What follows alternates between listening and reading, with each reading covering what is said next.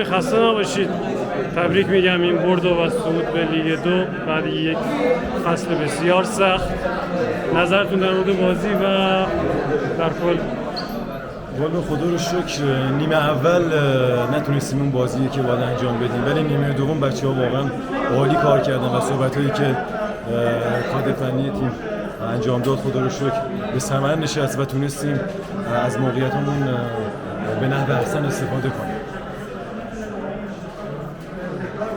آینده شما در والا من حقیقتش تصمیم گرفته بودم که بعد این بازی خداحافظی کنم و چون تماشاگرمون نبود محروم بودن از این بازی و به امید خدا تا هفته آینده یه بازی در اون تیمی بازی می‌کنیم که تماشاگرمون هم باشن همراه با جشن قهرمانیمون به امید خدا. خیلی خوشحالیم که در این طول سال در کنار تیم بودید.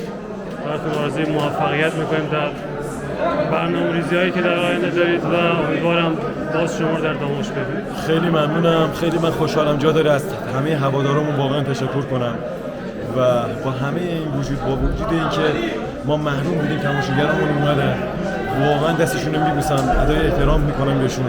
امیدوارم که سال بعد با همین قدرت و امید خدا بریم برای لیگ یکی شما. خیلی ممنون.